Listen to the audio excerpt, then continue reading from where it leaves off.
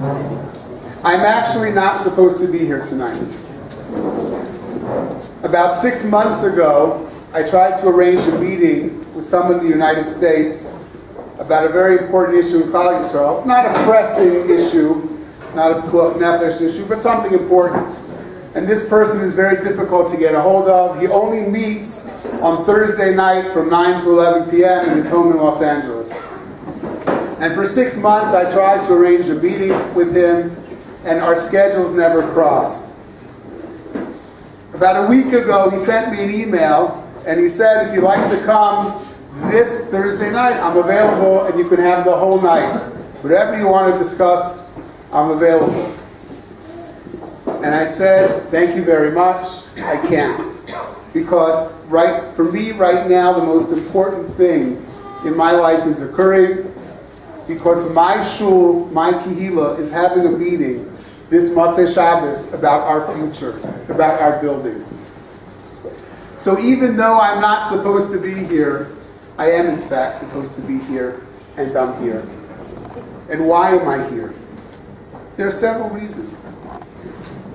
We are here because we all want our future. We want a building that everyone feels comfortable in, that everyone has a seat, even if they get there 10 minutes late, for themselves, for their children, for their guests. I am fortunate to be one of the few families, as of now, that have 3 generations davening regularly in the shul. Baruch Hashem, it's not just me. The Rav also has 3 generations, the Rosenthal family. And Be'ez Hashem, you also will have multi-generations davening in the shul. But like me, you probably ask, will there be room? Will there be room for all of my children, my grandchildren, my in-laws, those people who want to come, who want to sit? Because there's no greater place, in my humble opinion, in Ramat Beit Shemesh to be. In our small home, present home, you look around, what do we have? 3 daily minyanim. Shiurim in the morning, shiurim in the evening. The Pirkei Avos shir that the Rav gives during the summer months, his Shabbos Shuvah Drasha, Shabbos Haggadah Drasha, which is standing room only. Friday night learning, Thursday night Mishmar. A chesed freezer upstairs in the hallway.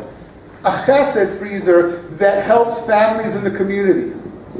A meal train for people in our shul that they know for at least 2 weeks after they give birth, or if Chalila B'chas or some other incident in the family where they require help, that they will have meals every night. Almost every major organization and school in Ramat Beit Shemesh is represented in our kehillah. B'nai Hashra, an organization that helps youth all over Ramat Beit Shemesh, has its home in Shiftei Yeshurun. Children's group, Shabbos morning. A Nesheh of Shiftei Yeshurun, who are planning more and more activities. That's in our small, several 100-meter home presently. Imagine how many more things we could do in our new home. How many more people could be affected by what KSY does in a bigger building. Several months ago, I hosted a guest for Shabbos. And as he was leaving, he said, davening in your shul, to me, is what I envisioned the Beis HaMikdash was like.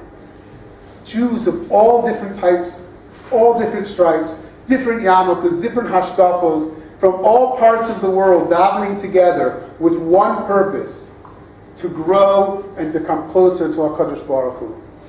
And just like the Beis HaMikdash, there's room for everyone. On the stairway, in the back, outside, up in the Shmuel's office. So I said, you're 50% right.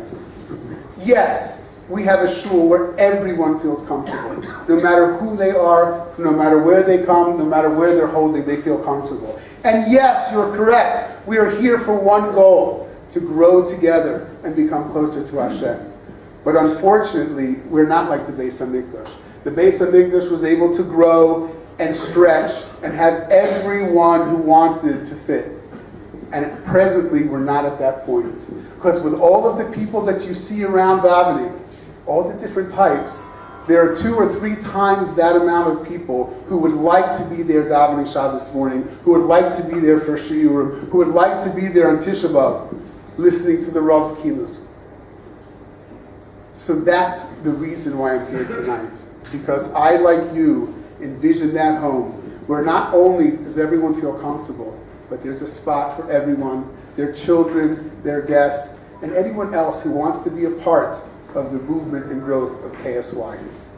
Tonight's evening is going to be very mesudar. There are going to be 4 presenters. Danny Weinblum, who is part of the dynamic duo. Danny and Doron, for the last immeasurable number of years, have worked to make our dream a reality. Danny and Doron will be presented, as well as Mr. David Collins, our architect, Yoni Palmer, who is running the building project committees now. Each one of them will give us a short presentation, followed by questions and answers. The questions and answers are going to be very strictly monitored. All questions have to be with 30 seconds. The answers might be a bit longer, but not much. If you want a more detailed answer, please see one of us afterwards, email us, speak to us outside of the program. We want everyone to have an enjoyable evening and walk away understanding why we're here and what we can do. By the time you leave, and it's also a wonderful Malava Malka, we hope that everyone will enjoy, you will know where we are presently, where we are going, and most importantly, what can we do to make sure that we get to where we want to be. That in the shortest time possible, that we will all be davening and learning and growing together in that building that you see on the picture. Before I introduce our first presenter, there is a list of thank yous. I apologize if I leave anyone out, but this evening came together in a relatively short amount of time with a lot of people's effort and dedication. I would like to thank Seth Arenstam, who is our graphic artist, beautiful renditions that you see. There's no particular order. Chaim and Rivka Berenstein, who helped with the food tonight. Ellie Newman, Tuvia Eisman, Shalom Haber, Shui Haber, Eliezer Roor, Moshe and Melanie Murnick, Sarah Tikva Kormuth, Shmuel Eliwat, Yoni Palmer, again our dynamic duo, Doron and Danny, Brian Spector, Gil Harris, Yisrael Scherer, Moshe Treitel, Pinchas and Liba Rosenthal, the Green Children, who went putting our posters up this evening, Avat Zion, who gave us the shul on relatively short notice. They apologize, it couldn't be as clean as possible. They had a simcha here today. Gedalia Persky, the Rav, who is our motivation and our leader, and Achron and Chaviv, all of you who gave up of your Matzah Shabbos because you share our vision, you share our dream to be in our home as soon as possible. Without further ado, I'd like to call up Danny.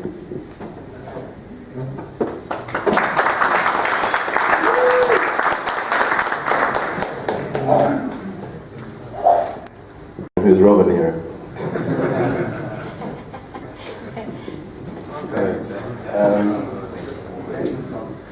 Can you move closer to the screen? Okay, so I have to apologize in advance. We finished our slides about 30 seconds ago. Can we turn the lights With the help down? of Shmuley. Thank you very much, Shmuley. You put a lot of effort into the slides. So, and also, excuse me for my poor vocal cords tonight, but I've been on my back for a good part of this week, so... Can you stand closer, because I want to get you in. That's it. It's good. Okay. All right, so we're going to get started. And first of all, I'd like to introduce, a lot of people aren't aware who it is exactly that's behind the building committee. It's not just me and Doron. Doron actually took a hiatus for a short time, and Baruch Hashem, he's come back on board. But what I'd like to do is introduce who it is that's behind the decision-making of what goes into the building committee. From day one, Rabbi Haber has been intimately involved, and I have to say intimately literally from day one. Rabbi Haber, one of the first things that he did when he came was come and check out the status of the shetach that was allocated to us, and we actually went almost directly to the area to find out if there were any other options, because it wasn't ideal, and we had to build on top of it. As everybody knows, we had to build on top of Ganim, and that was something which bothered Rabbi Heber very much at the time. And it should be well known to everybody that after a number of months of investigation and discussion with the area, the answer was no, there is nothing else that we can build on, and that will lead us into some of the other issues that came up later in the evening. But in any case, everybody should be aware that Rabbi Heber was intimately involved with everything and the decision making, the design, and every possible detail that could be thought of in the architecture and ideas, and a big shukar chesed to Rabbi Heber for all the effort that he's put into everything that's gone on until now.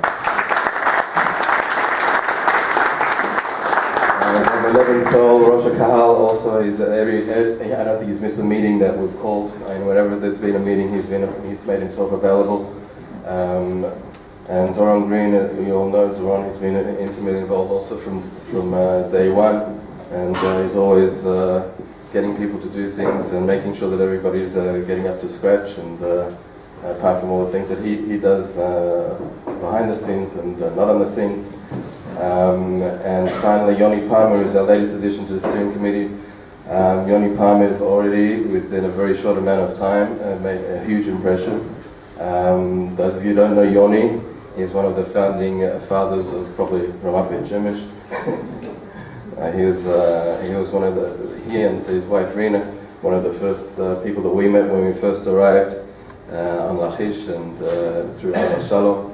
And Yoni was one of the people, actually one of the founders of Al Shalom, and he's been extremely dynamic, also not only with Al Shalom, but Al Manachai and all kinds of other projects involved in the community since. We have a number of professional consultants who are the people involved in the professional issues involving the construction of the building. Our project manager, Eyal Shenhav, he is a specialist in building shuls. He is the one who is probably does just about all of the shuls in the area. Our architect David Collins, who's sitting with us tonight, who's going to be presenting very soon. David is also, in a way, I suppose, a specialist in designing of shuls. And you might already know a number of them in Har Nof, the Ramchal Synagogue, Yechav Yedat, the Bnei Kilos, and for those of us who went to Chappelle's, he also was involved in designing the Chappelle's building. The legal counsel of Pinchas Koven is also a local, and a lot of his support has actually been for free, because he's also actually a Chappellian, and he's been helping us because he likes us and believes in our cause, believes in our cause. And a number of, we are building project subcommittees, of which we're also going to be hearing about more later in the evening. Dinner fundraising, PR promotion, recruitment and construction. A number of people have already been involved on and off and helping out. Mark Sklar was involved, Gil Harris has been involved. And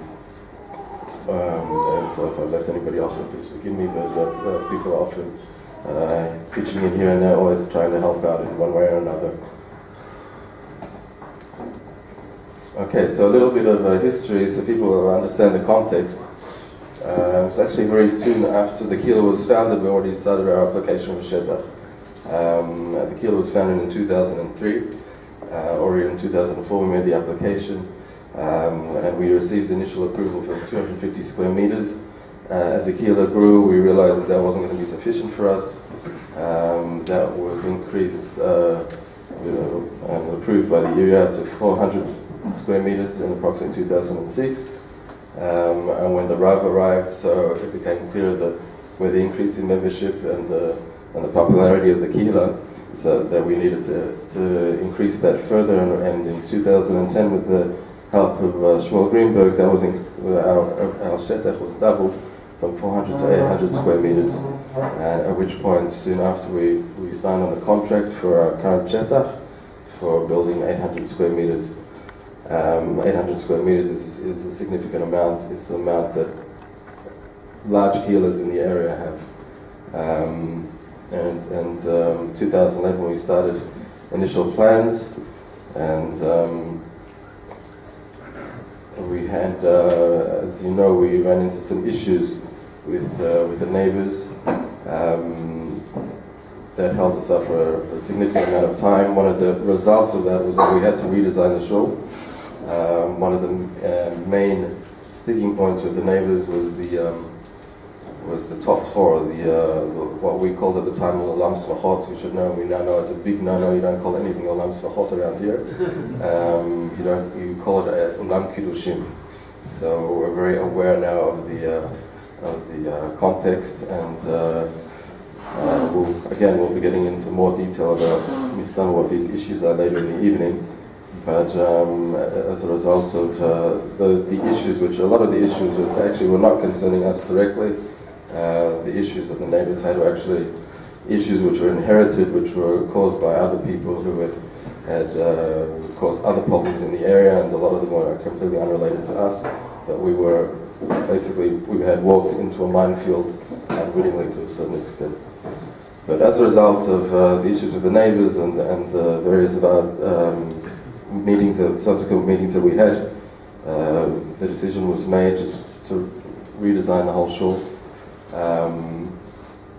from the initial design, and that's when we began in 2012 after an in-depth search of an appropriate architect.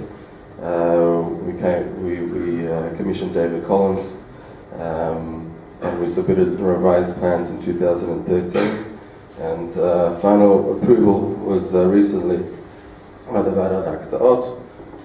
Why did it take so long? Because there were 2 elections in between. There's a law that before elections there are not allowed to be any Vadat Aksaot. For those who don't know what Vadat Aksaot is, Vadat Aksaot is the committee that allocates land to various amutot in Rama Beit Shemesh. And this is what we did recently. The approval came just a few weeks ago. That the new plans were approved, and we were giving thanks here after a number of meetings with the mayor, Moshe Abutbul, and Shmuel Greenberg. I have to point out, Shmuel Greenberg has been somebody who's followed us for, like I said before, since at least 2010. He's been a great supporter of the Kehillah, and I'm not saying that for any political reasons. He's just been somebody we've relied on and we've met with on multiple occasions, and he's always, from what we've seen, he's always made his best efforts to help us. Okay, so in the meantime, our big problem in inverted commas is that we keep growing. Okay, so we have a good problem. We have increasing membership, we have increased shiurim, we have Bnei Hashra now, which has taken off, which has over 100 boys, and from what I understand, 20 or 30 or 40 madrichim or something of that number. We have Avos Zabanim, which anybody who came tonight, which was a poor night. I think we had at least 20 adults and probably 30 or so kids. We have our morning call, our women's events, meals, Loin Gemach, Mishmar, which has been doing very well in the Friday night learning, the Rav's famous Pirkei Avos shiurim, and of course, in the meantime, also our boys are getting older and reaching bar mitzvah, and we know that causes its own problems. But there is so much more we can be. We can be far, far more, as Rav Avram mentioned. We can be more for ourselves. We can do more shiurim, we can do more chesed, we can have more events, we have more community rallies, and do more for the community in general, more programs. We do for more our kids, integration of our kids, which is a very big topic. More support for people. A lot of us are olim, and kids need additional support. We have our own special needs, different to the general community here. As we mentioned, Bnei Hashra, and now there's Bnos Hashra. Most importantly, we want our place in shul for all of our kids. And in addition, and that's not just not just for our, we're not looking just to be more for us, more for us, but we also want more of us. What does that mean? That means that there's going to be more olim, more people like us, more people who are interested in the derech of the Kehillah and the Rav, more people that we can provide for and to. There's more of the things that we mentioned before: social events, enrichment, education, chesed, love, machin. More of everything is only good for everybody. So coming on to now to our new building. So before I invite David Collins to take the microphone, our new building, we planned for over 290 men's seats, over 100 women's seats, areas for shirim, Kedusha, the Rav. Obviously there'll be the Rav's office, kitchen, mirpasot, mirpeset, there's a great area for these things. We made it especially neighborhood friendly to take into account a lot of the issues with which neighbors raised with us, and we've gone probably beyond even what they thought we would do for them. And location. One of the things that a number of you raised with us came up over the course of time with the area is maybe we should just leave our shetach. And we actually considered doing that for the sake of shalom. The bottom line was that we thought that the present location, despite its shortcomings, despite the fact that we have to build on top of 2 ganim and we have to build special foundations and a platform on top of it, nevertheless, in terms of location, it's the best that we had on offer and the best that was available. And again, keep in mind, this is what the area gave us, and at the time they told us there was nothing else available. So, but why is it, just 1 second, Shmuley, why is the location doubly important? Because as you know, there's also B'nai Beitcha, the B'nai Beitcha neighborhood which is being built, and the Mishkafayim area which is being built. So there is going to be additional influx of people and influx of additional people like us, which is one of the reasons why we also wanted to retain this shetach and this specific location. So without further ado, I'd like to invite David Collins to walk us through exactly what we can see from our new plans and new design of our new shul.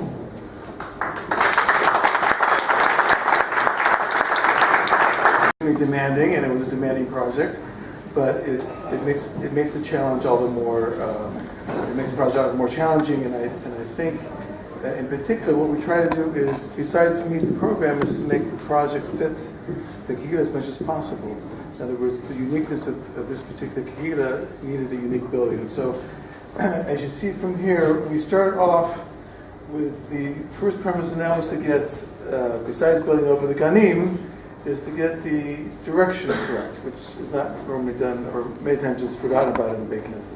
So the angle there you see comes about from the fact that we wanted to get a correct angle for the tefillah and the mizrach. And from that, we built on the fact that we were limited in terms from the city, the very limiting, demanding constraints, given the fact that the Kehillah needed a large space, as large as possible. So trying to combine the angle with maximizing the number of seats. There's, as much as you maximize it, there's certain areas that you have to have. There's certain auxiliary spaces, such as entrances and toilet areas and stairways and whatever. And in addition to that, we had the compounded problem of fitting this over ganim, which I always think is not a very good idea, but that seems to be an accepted principle ba'aretz, so we have to relate to that. And finally, once we were able to kind of more or less make that happen, so we tried to, we had to deal with the demands of the neighbors as well, which I think, quite fairly speaking, is fair. I mean, in other words, if you were living next to a shul, you wouldn't want to have people looking and whatever and hear the noise. So as much as possible, we try to minimize, I mean, we couldn't build a building without windows, but wherever possible, we try to maximize the views. If you see from the main base measure, there's a kind of a small perspective looking out that way. There's a view out that way which gives a beautiful view to the shul without infringing on people's privacy. And similarly, all those walls there, we're getting light in and yet maintaining privacy, which is also good, I think, for the space inside as well. And so we were able to maximize as much as possible. As you see from the numbers, we got almost to the 300 number, and by externalizing some of the other functions, such as, you always need secondary access from upper floors, so providing this outside stairways and moving the elevator to the outside gave a good circulation, as well as not infringing on the crucial area that we needed for the building. And so that basically is the form. And then, of course, we had to work a lot in, besides getting the flows to work, in order to make it look somewhat normal. So given the angles and whatever, and the things that were happening around the building. And so that's basically what we came up with. You see on the second floor here, we've got the small kitchen there, and a small space behind this was basically the head shape there, which gives usually more access and visibility for the women. And then there's a space in the back there, which is kind of the most we could scratch out for kind of a multi-purpose space that could act as an overflow for the women, or it could act as a skittish room for simplest during shops and whatever. And within that, we were able to maintain a certain dimension. Also, as you come in the building, there's a certain two-story space to give it a certain volume as you walk in. And basically, those are things. We're giving good air, ventilation, privacy, and I think kind of an exciting building, hopefully. This is a view from down below. It looks fairly blank, but actually there's quite a bit of light coming inside. If you notice on the left there's an element there that was inspired from the roof, and to create a kind of a stained glass effect above our Kodesh to give it more of a light and an expansive feel from the inside. And again, we wanted to have it so that it's more or less did not feel as though it felt as it has its own identity, but not that it's sitting on Ganim. If you saw the Ganim today, I don't think you would kind of imagine something like this. But in any case, it kind of flows and not what you would call probably your standard building of Beit Shemesh.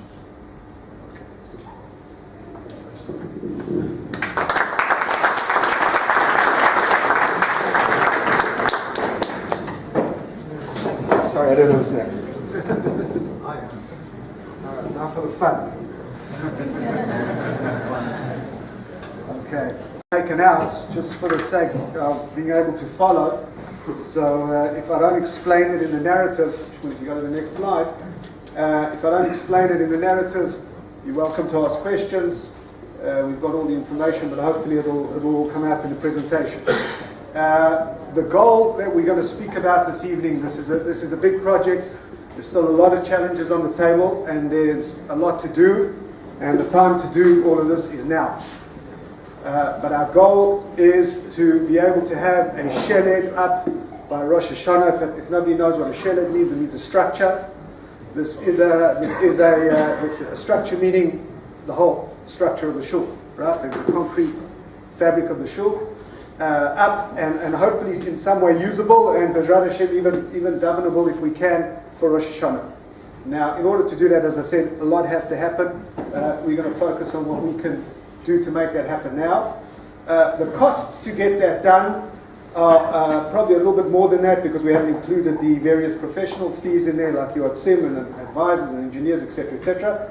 But those will be the principal fees of money we need to expend within the next 6 months. That's 3.5 million shekel, probably closer to 4.3 million shekels if we're paying all the advisors as well, in order to get to this stage that we want to be at by Rosh Hashanah. Okay, we've got available for immediate use today 1.2 million shekels of that. That's currently our cash balance is 360,000 shekels. We've basically received in from donors, principally people who joined the building project in our first round about 2 or 3 years ago when we launched.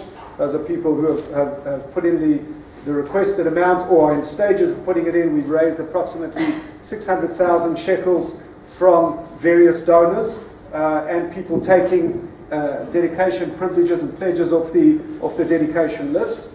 More on that a little later. So our current balance in terms of cash, we've got a private loan that's been approved to us from a friend of KSY, and that gives us, and basically we've also got some outstanding pledges that people pledged to join the project in the first time around, and haven't yet come through with the funds for that. But obviously we're well aware of why things slow down.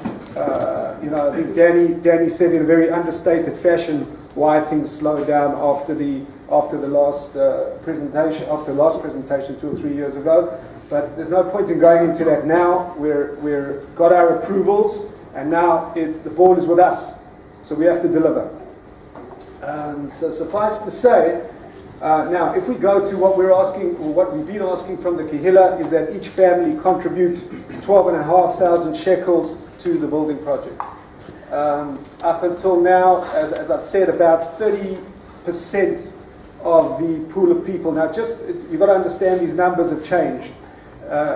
There is so much so that, and I think there's even 1 or 2 in this room that came this evening, there are people that have fully paid their contribution to the building project and have subsequently left the shul for various reasons. Either they've moved further away from the neighborhood, or there's just not enough space for them to daven with their children. So they said, look, my priority is to my kids, and they've put their money into the project, and they're no longer davening with us. So you've got to understand that there's a real cost.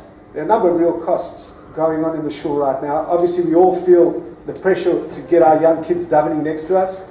I think that's a major pressure, and I think that should be a major driver. If you want to grow up with your kids davening next to you, and let that be the motivation, if nothing else, to get this building built. But the reason I raise this is because when we look at the pool of people who have contributed to the shul, I'm looking at the smaller current regulars, which is round about a revolving pool of about 80 to 90 people, simply because we don't have the space. If we look at the numbers that have come through the doors and left, that numbers, we don't like to count, but we're talking into the hundreds here. And in order to sustain a community, we need numbers. Just want to throw out one more number before I get into the positive numbers over here. You've got to understand that staying in the location that we are has a direct cost from every single one of you. It's costing us no less than 100,000 shekels a year to stay in the location that we're in, and you guys are funding it. That's a cost. That's money that could be going into our new building, and let's try and get that closed off and the delays out of the way and drive that forward. Yeah. So what we've asked, Shmuel, if you don't mind just going back 1 second, I'm not sure if I covered all my points there. I did.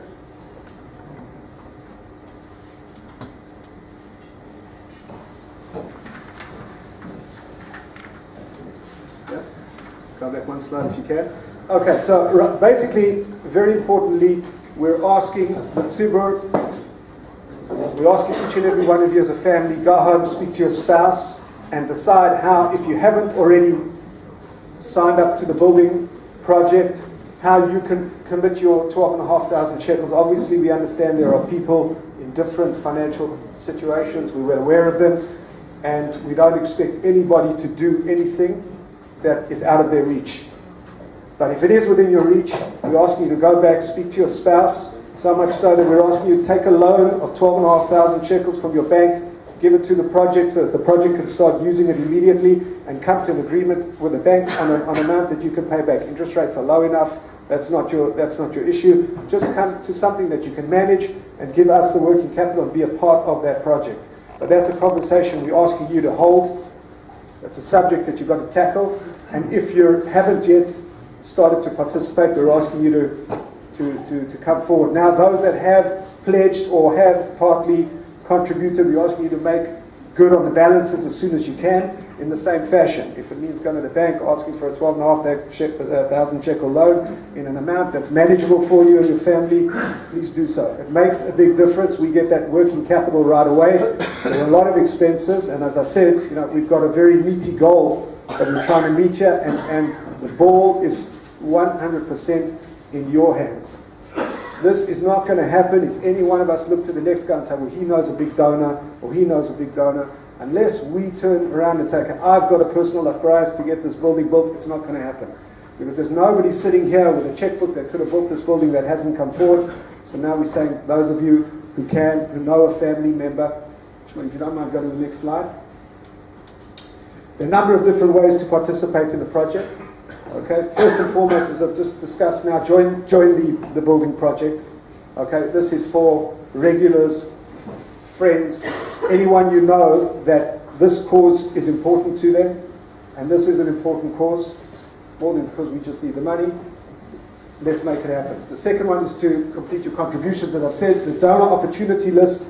There are many different opportunities to dedicate something to a family member, for a family member to take something off that list. We've launched a Build a Brick on a brick campaign. What happened there? What was it me? Do you want me to go? Go back to the list. There you go. Thank you.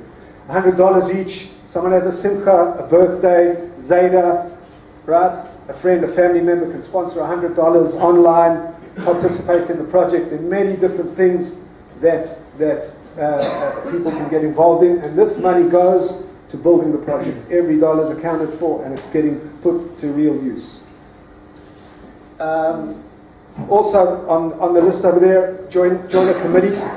Okay, this is going to get done with a group effort. This evening was put together in I think less than 10 days. It takes a tremendous amount of energy, but it could only have been done by a community effort. I think there might have been at least 20 people involved in order to actually get the meeting done for this evening. All right. Encourage friends and fellow governors to participate in the project. You've got to have a passion for it. It's got to be important to you. And if it is, you'll be able to convince other people that it's important and to come forward. We're asking you to do that as well. I'm not sure if I've mentioned anything. If I've missed anything, you're welcome to ask him the question. I'm going to hand it over to Yoni, who hopefully will bring the details that I missed. Spoken about the money, and money is definitely important. Money is a major part of this, but it's also not going to happen without people's support. As Doran mentioned, we managed to put this event together within 10 days, and Baruch Hashem, we had a good team of people working on this to make it happen. So in order to be able to get into our building, Be'ezer Hashem, for Rosh Hashanah, we're going to need your physical help, your time, to help us put this together. And we have a number of committees that will help this project become reality. So the first one is a dinner committee. That we want to have a big dinner, a fundraising dinner that will bring in more money in addition to your own contributions and other fundraising activities. And we already have Pinchas Rosenthal who's come forward and has agreed to chair that committee. But we need more people to come on board and help him with that. So at the end of the evening, we'd like people here to volunteer to come over to the different names of people that you see there and come forward and say, yes, I'd like to help you on this particular committee.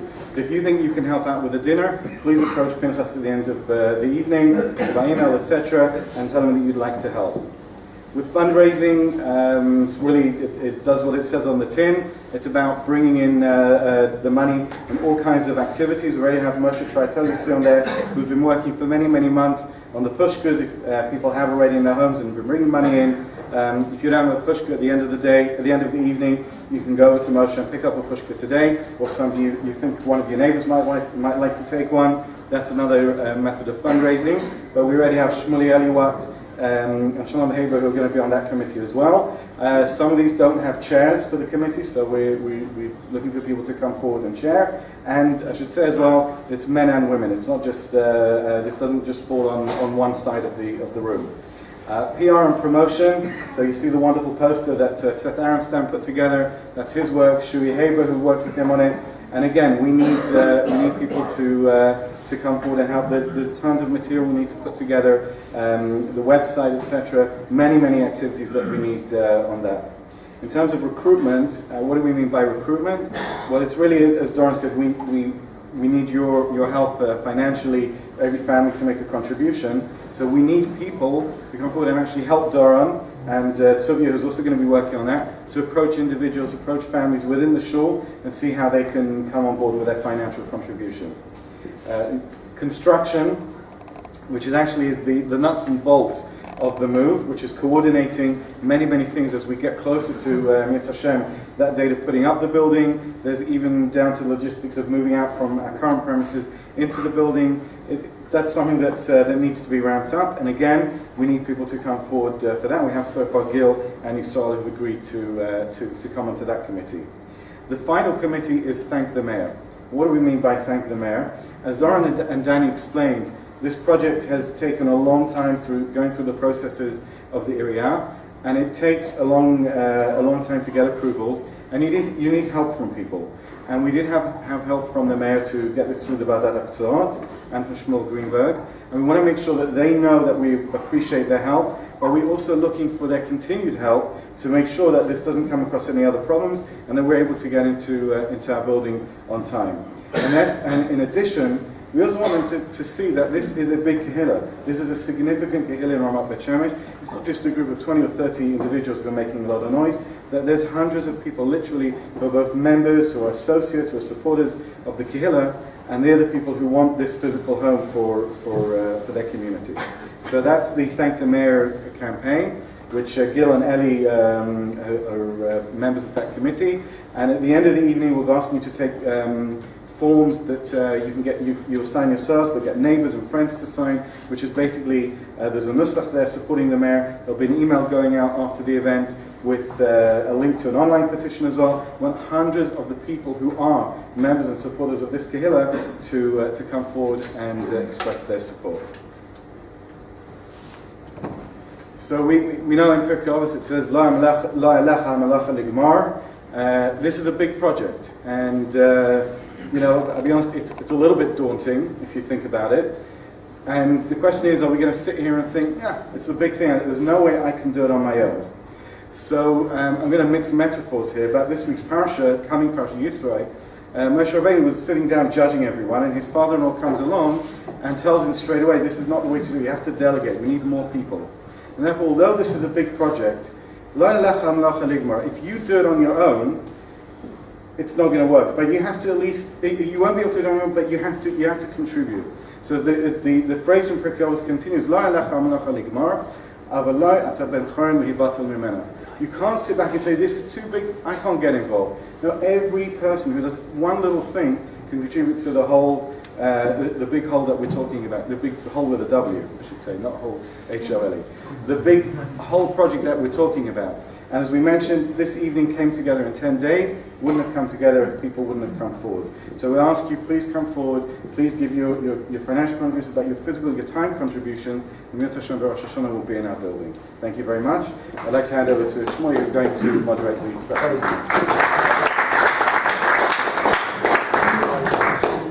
Open up to a question and answer session. A lot of you have questions. I myself was at the meeting 3 years ago. I had questions. So I want to open it up to the men, the ladies, in terms of your questions. Please limit your question, one moment, to 30 seconds. If you could, please let me know who you're going to direct the question to, whether it's the Roe, the Wonderful, David Collins, etc., and speak to that question as quickly as possible. So, Shaul, please stand up. Kol hakavod on everything you've done so far. It looks really beautiful, and I'm really looking forward to seeing this in concrete, bricks and mortar, whatever it is that we're building with. The main problem that we were looking at many years ago when we started looking at building on top of the ground is the fact that there are ganim underneath it. I don't know who's the right one to answer the question, but whoever it is, how are we dealing with the fact that we've got children in the gun underneath, and what's going to be done practically about the building?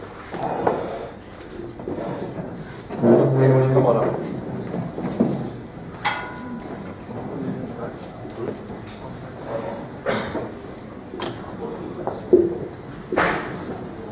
All right. Well, clearly we're not going to build when the kids are there. That should be clear to everybody here. And by the way, you should know that was one of the main problems that we have, is because that was not done previously. With Mevakshe, apparently they were building and there were still kids, I don't know if they were on site or not at the time, but they were enough in the vicinity that there were many irate parents, and rightly so. Obviously we're not going to do that. The idea is, one of the limitations that's been put on us is that we can only build in the summer, when the kids are not out, when the gun is in recess.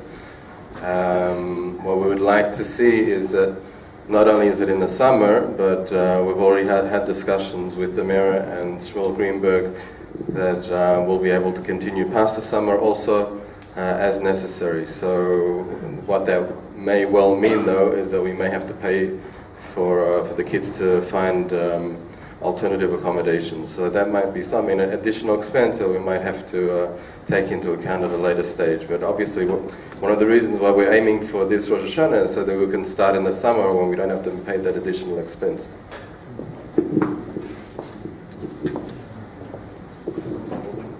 Yeah, I'm going to pass it on to you guys, actually. Yes. Like the architect, David Collins. I just was wondering whether they're going to be ramps instead of steps.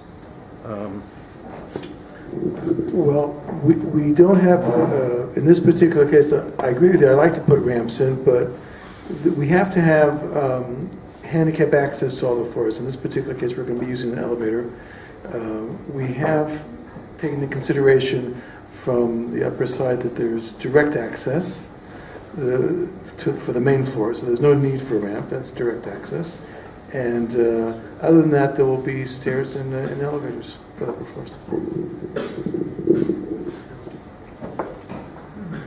Ladies? Strollers. I get the same answer. Yes? Stand up, please. How can you guarantee that the neighbors won't cause problems again?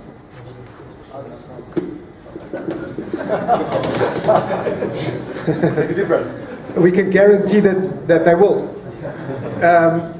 No, I mean, if the past is anything to go by, look, I think this is a very important point, and I think the people in this room have to be aware of it. We've deliberately stayed away from, and much to the frustration of many of you, and it's something we've understood, but we have not let you participate in the extent to which we've had to deal with accusations. We were building a matnas, I don't know what else we were building there that we were not building. Pashut non-truths. Okay? Now, I completely understand our neighbors. Our neighbors are our friends. We send to the same schools. We dance at each other's simchas. They're concerned about their properties. And we're all in the same community together. Having said that, the main thing driving many of our neighbors is that Pashut don't want a shul there.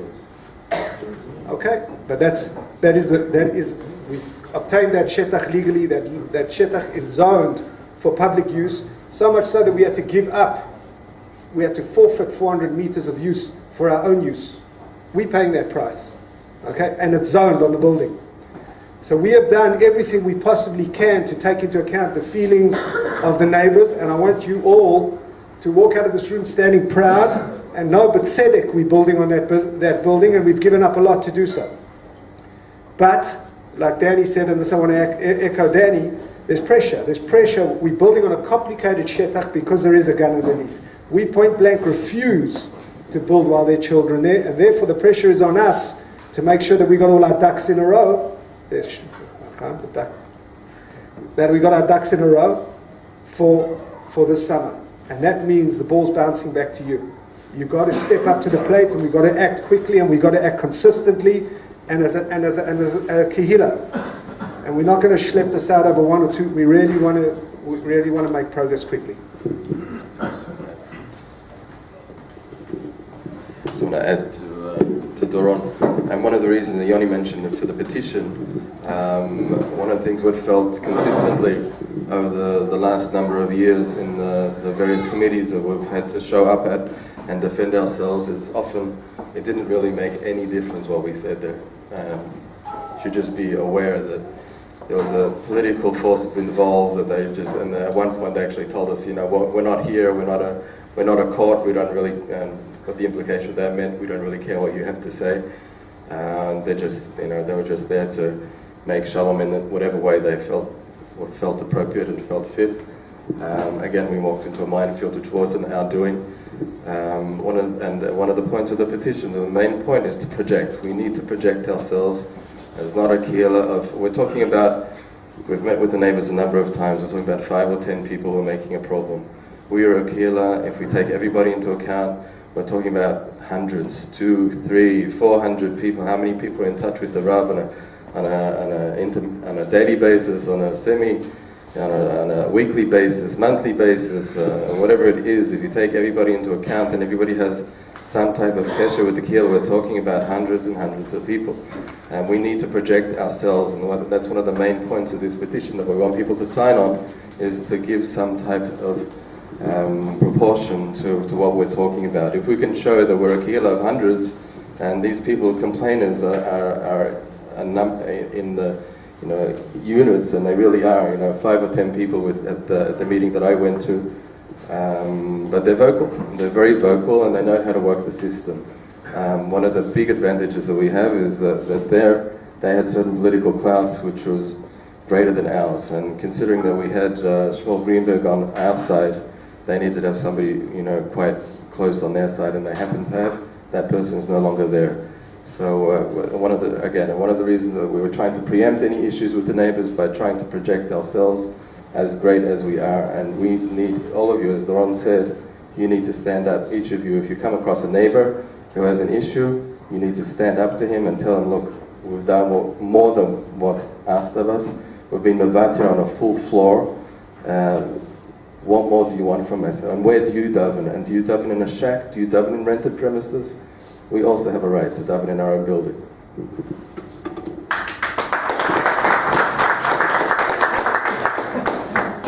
David. On behalf of my wife, well, there'll be children facilities. Very down the line. Children facilities. To the programming or Programming? No. I mean, in the shul, will there be a place for children to play? There's go.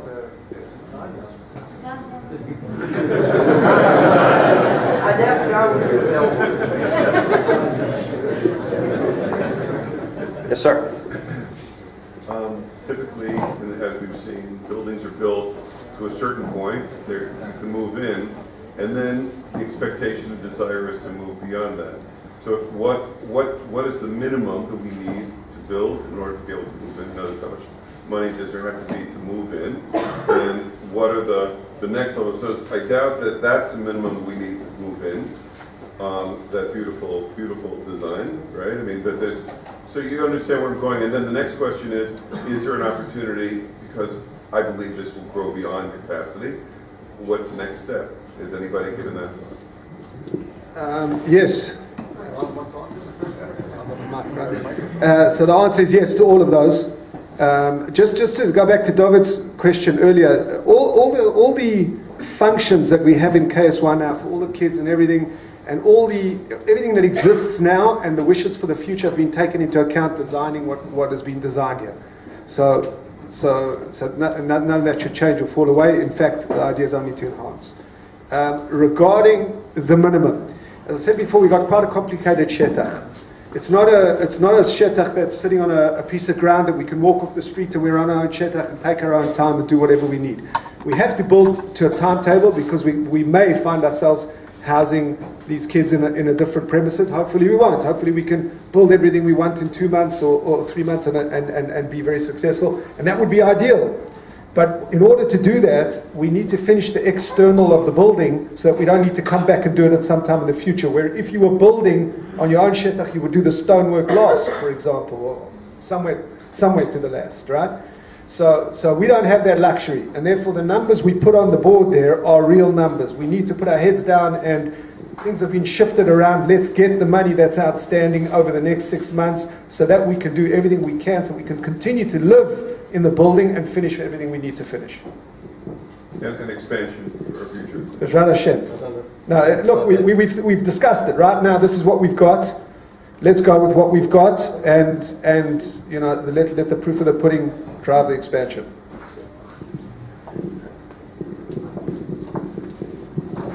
David, just I'll ask David himself. In terms of the expansion, I assume those mirpeset areas that we have, if we need to one day, we can expand those and we can build out onto them with proper approval. Assuming we have. As well as I can. No, in terms of if we have approval, so Mr. Ahmed is not a problem. The building design as it is a just incorporate mirpasot per se is not always as easy as it sounds. The answer is yes.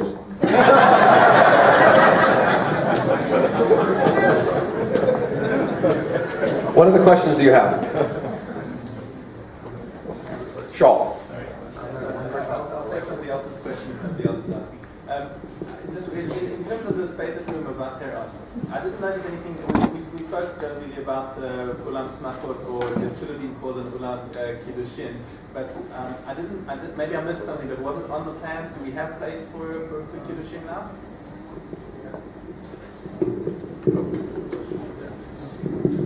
They're telling me to say yes. I'll say no, because the truth is, the extra floor that was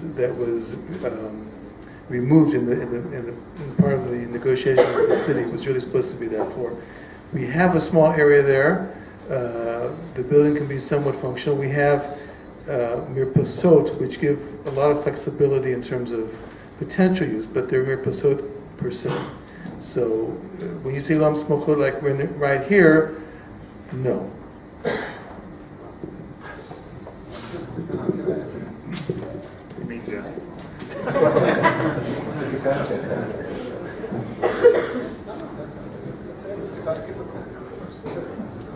What other questions do you have? Is there anything beyond the 3 million shekels that we need that could prevent us from starting as soon as the gun's finished? Do you want to speak to that? I think it's look. Assuming we've got all the money, then it's really just development has its own planning timetable. Every stage you do something. You incorporate these plans, these engineers. You've got to go back to the VADA. They have to tick it off. In principle, we are building everything that's been approved. So there should be no charigot in terms of what we're including deviance. What's the word for charigot? Deviances, right? So there should be no deviations and no reason for plans to be rejected. But you're dealing with a city, and you've got to stand in the queue, and you've sometimes got to get forceful and make sure that your issues are on the agenda. So there's a typical development process. The timeline that we've defined here is in conjunction with our project manager, Eyal Shenhav. He sets the expectations of how long things are going to take. So this is what we're aiming for, because we feel it's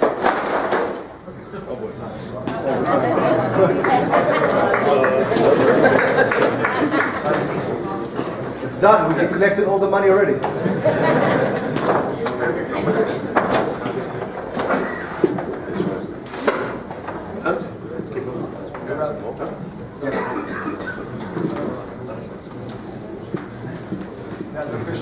Any other final questions? Yes. How big is the non-finished room? But assuming that there are people who have said they don't join KSY because they can't have their burdens of Kiddush on the shul. So how big is this non-finished room? What is a small Kiddush room? Like that could be like what we have now, or what is small? Like Can I make a point? I hope I'm not out of turn here, but there's a number of stages. We don't have 289 men at this moment davening in the shul. That means, to my understanding, is that at the initial stage, the first year or two of the new building, we can create a whole big space, almost the size of this room, I believe, in the back of the shul, and that can become multifunction. It could be overflow for davening, and it could be. It's not like we have now, where there's simply no place to go. I mean, there is space there, and my feeling is that we should not immediately put in permanent pews and permanent tables, so that it is flexible until we can have the neighbors understand that we need another floor on top of the building. If I can add on, be conscious to the fact of what bonds a kehillah. Kiddushim are very important. We'd like to have much more comfortable Kiddushim than we have now. We believe the existing project here gives us that. Is it a room like this that we would ideally like? No, it's not. But it's certainly an improvement to what we have now. A significant improvement. would we be able to rent the gun? Would that be the big space that they would be offering? They don't even know the gun themselves don't even know we exist because they belong to Mr. Chinuch. So, but everything's possible. Mrs. Harris? From my understanding, Love has fans all over the world. Has there been any talk, I think so, yeah. Has there been any talk about sending the Rav on a speaking tour or fundraising tour? Rob, you want to speak to that? Can they go to Rousseau? Okay, suggested, noted. There was a yes. Please stand up. Okay, apparently, are we building the foundations and possibility to put that third floor on if it's later stage? Yes. No comment.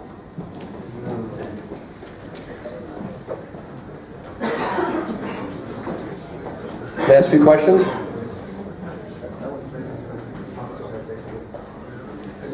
Yeah. I'm just curious, I know where the building is supposed to be, but is there any access, like for the people in the back, like who come up from Lachish, from the back side of the building, or does it just have to come all the way around to the front? There's two accesses.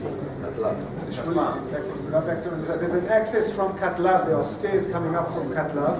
It's going to be a big chesed to anybody who lives on Katlav. So there are stairs coming up from Katlav, and there's a ramp on Dolev. There's a ramp. So people can come from the Chish in the side. You know, it's right next to the Matnas parking lot. So more or less the southeast side. It's less than a full flight. I'm sorry? It's less than a full flight. Place in such a way that you have a minimum amount of stairs. That's the back of the shul. You want to stand there? That's the Katlav side. That's the Katlav. So the left side is direct access from the street. So where's the gun? The gun, it's below this, because this actually goes down. If you stand on Katlav, you'll actually see that actually it's below street level.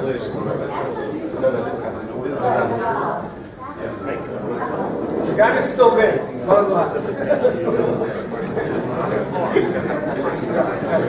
Okay, I'm going to hand off to Rabbi Leventhal. Any other questions you have, you can grab any of us after the Reb speaks. Okay, Rabbi Leventhal. Just one interesting point I noticed tonight, and I thought that 6 of the 7 continents of the world are represented by our Kehillah. 5 of those 6 presented tonight, by the way, if you noticed. If you could tell the difference between accents. Shiftei Yeshurun, Achron Chavik. We save the best for last. I'm not referring to the Shusi, which is here as well, and the Malava Malka, but the next and last speaker of the evening. I'm sure that many of you will agree with me that the reason that you are here and part of our Kehillah is our Rav. Rav Haber joined the Kehillah some years ago, was not the founder of the Kehillah, but certainly the growth and the expansion of Shiftei Yeshurun is directly because of Rav Haber's leadership of our community. You know, a Rav, we look to a Rav as a posek, as a teacher, as a guide. In many cases, he serves as a counselor and an advisor. And our shul goes far beyond that. Our children know him now as the Candy Rav. I can't say Candy Man. And if you need to know about music, the Rav knows about music, not only Jewish music, the history, what's behind it, but non-Jewish music as well, because there is a ruach and there's a ruach and Kedusha there as well sometimes. It's the Kotzker Rav, not me. I hope he will forgive me for saying the following anecdote.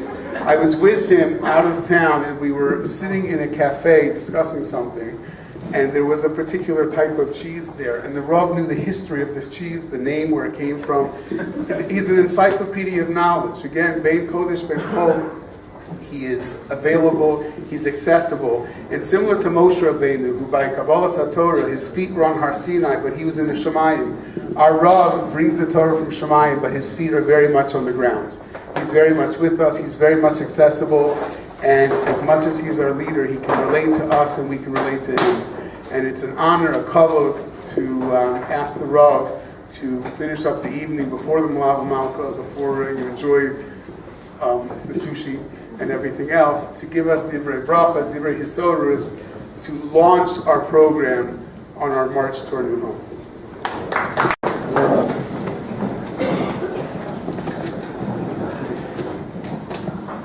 Thank you very much. Shavua Tov. I've never been introduced like that before. A little cheesy.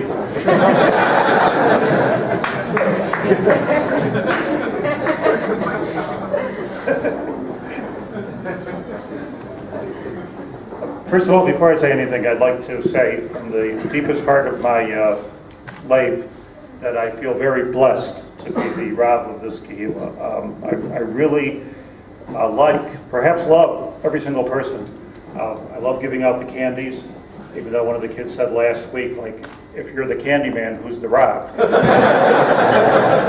I'm sorry to confuse the children, but I feel it just said to my wife as we were walking here, I said I was a little nervous about the evening. And what I was nervous about was, will there be a ruach of siyata d'shmaya, and will it all come together? And I think thanks to this panel and everybody who was involved, and thanks to you, it has come together, Baruch Hashem, and it should only keep on going, Michayil L'chayil. Amen. I'd like to make the following statement.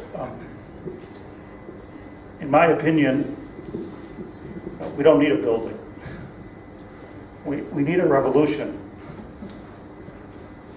Buildings unto themselves are not important. What's important is what the building represents and who the building represents. When it came to the Beis HaMikdash in Yerushalayim, when there started to be a divide between what the Beis Hashem was like and what it was meant to represent and the people that surrounded it, the building ceased to exist. So it's really what we really need to speak about and think about, I believe, as a Kehillah, is what is the big movement that we should participate in, and then how somehow a building will crystallize that and give us a place and the kavod and the prestige and the makom for our children and the kiddush that we can have in order to go further.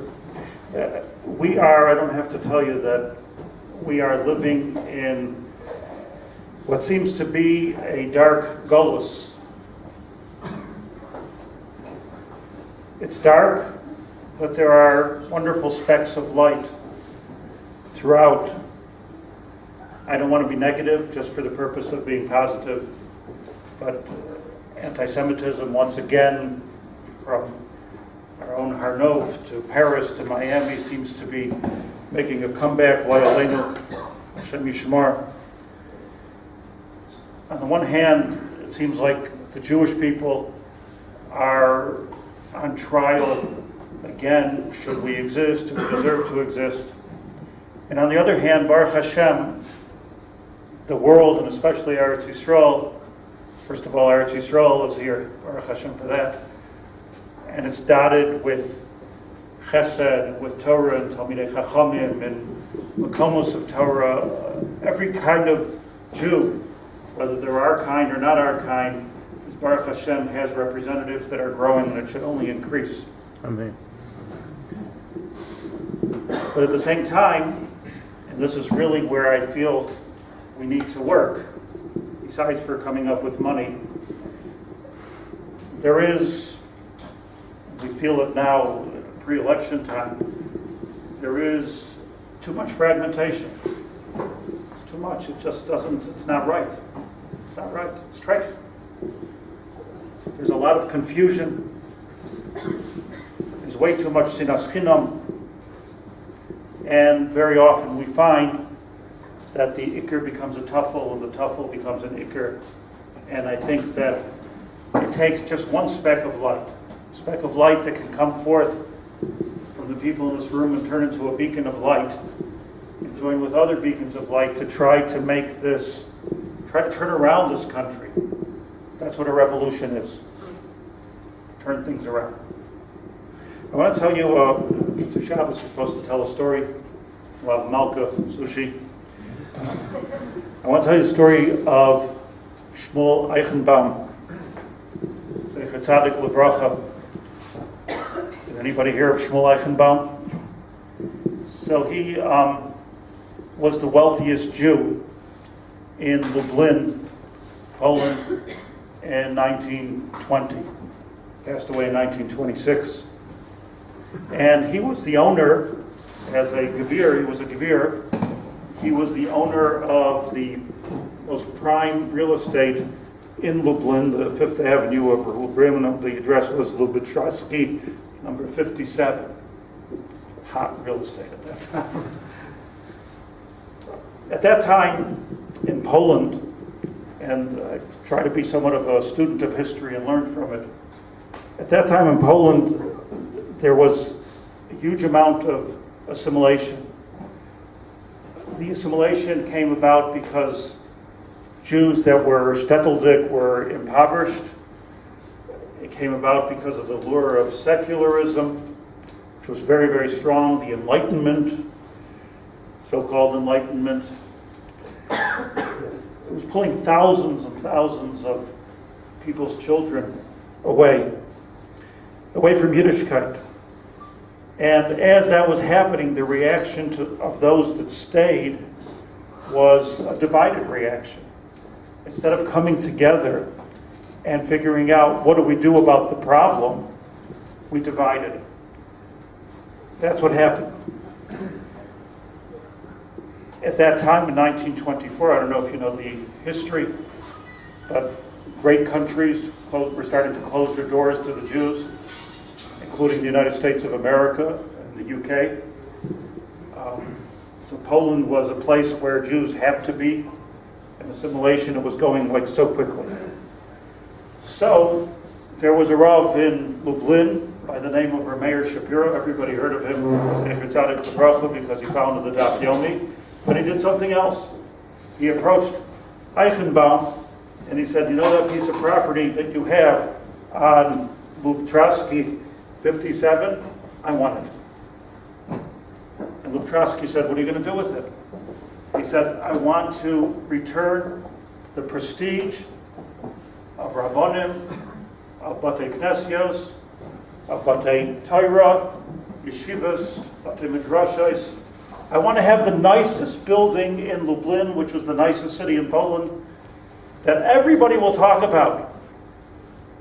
And by having that building, we'll take one step forward in Machzir Atorah Yoshna and making Yiddishkeit sound.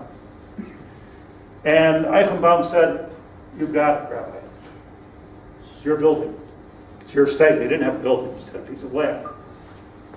And Meir Shapiro died very young, unfortunately, spent the rest of his life building that building.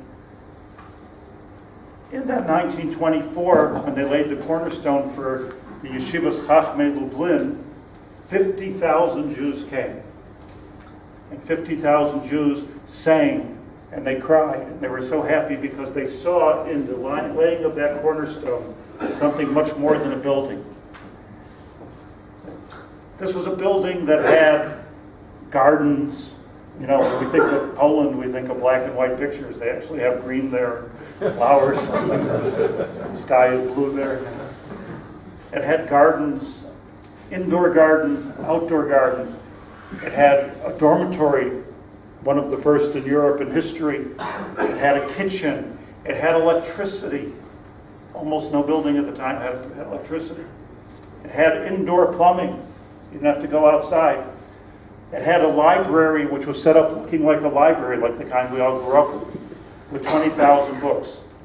And the goal that Meir Shapiro said was there should be 100,000 Sfarim in this library. To get a book at that time before digital printing it was huge. And he did it. And it was a beautiful building. It was built. Lo Aleinu, the building was never destroyed by the Nazis.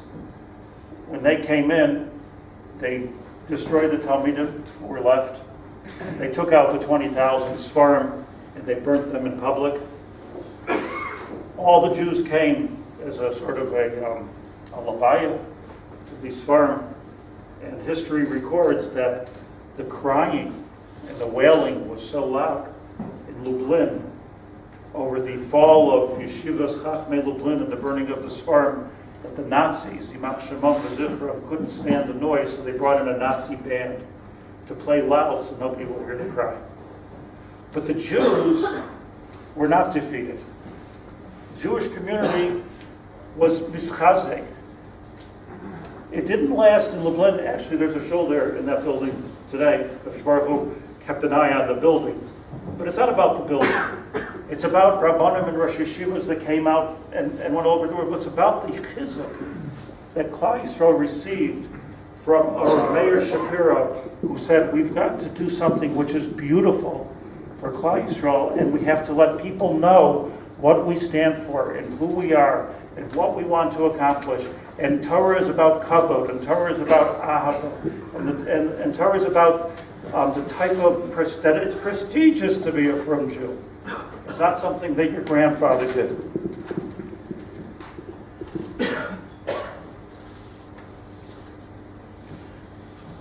Mayor Shapiro turned around Polish Jewry.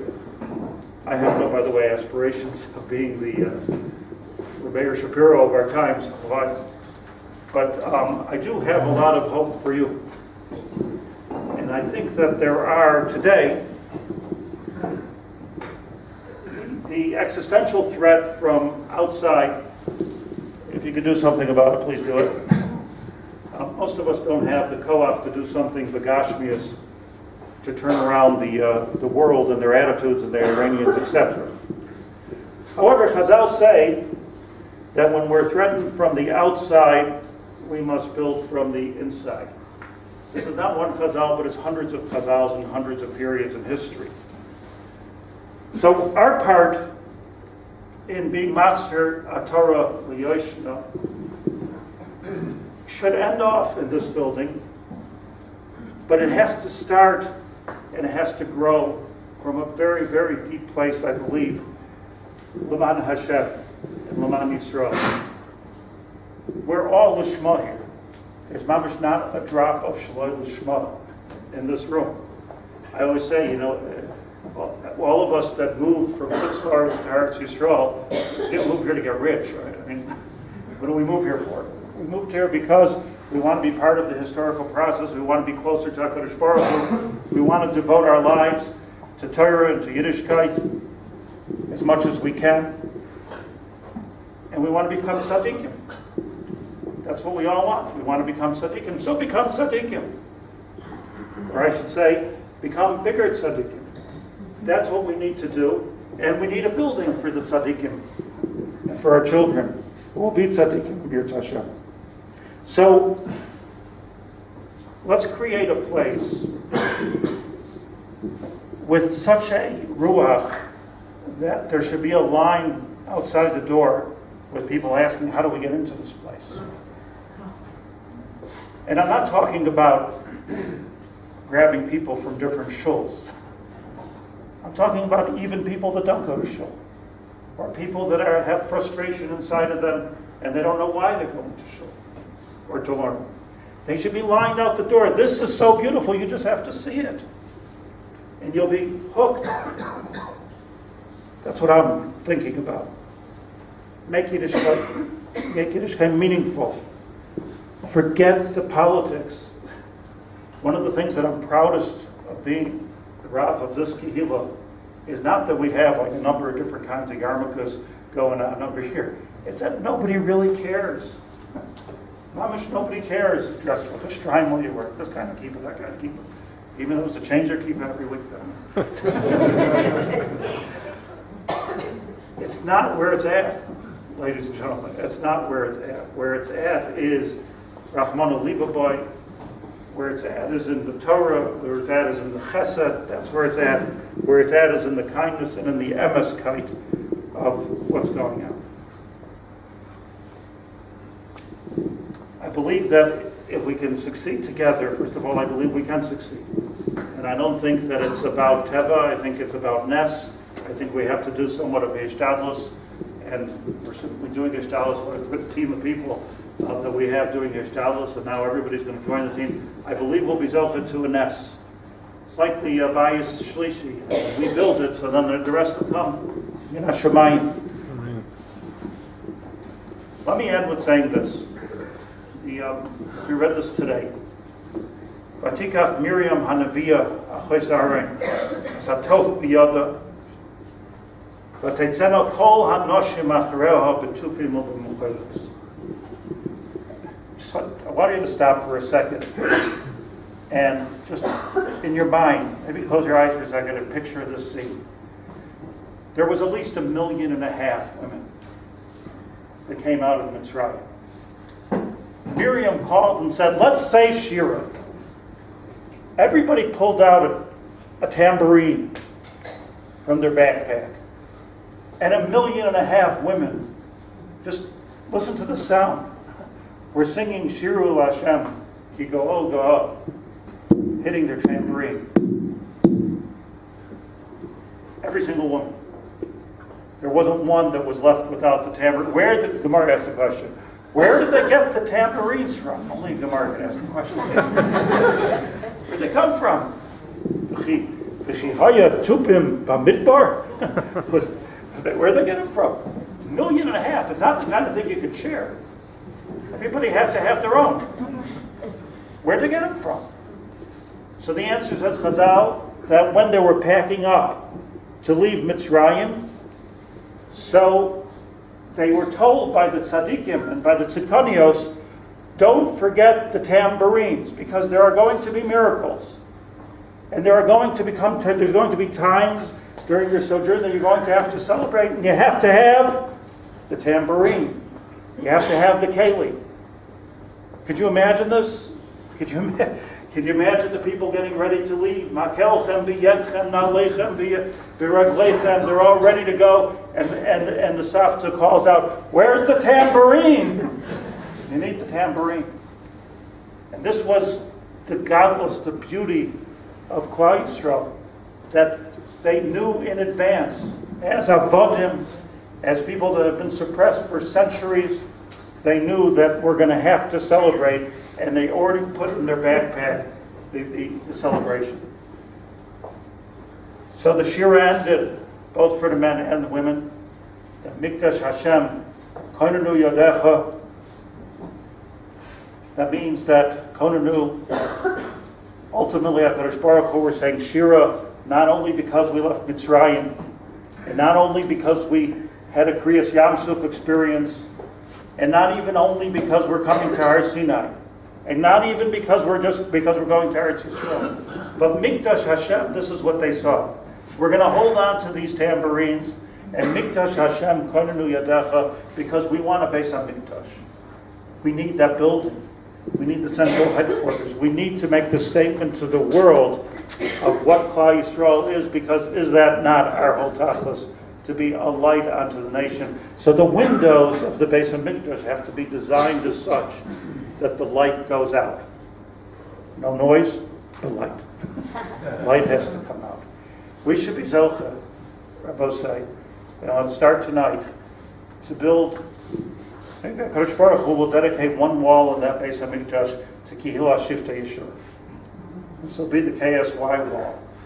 I'm going to lobby for which wall it is. I want it to be a chashuv wall. But we should all be zoch. We should daven for our project and the big project of the big day of the Binyan Beis HaMikdash. Shavua Tov u'Mvarach.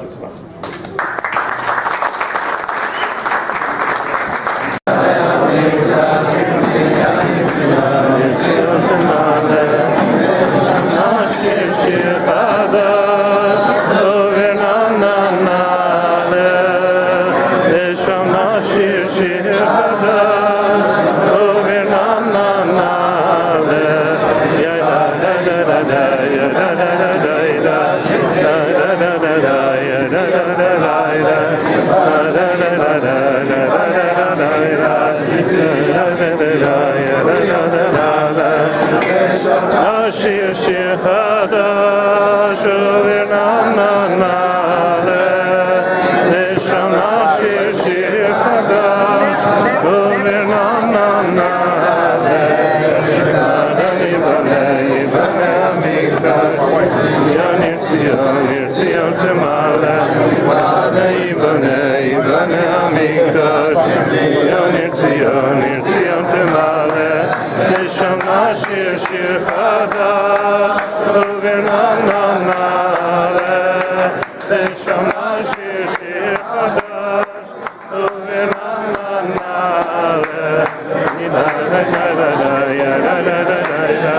Actually,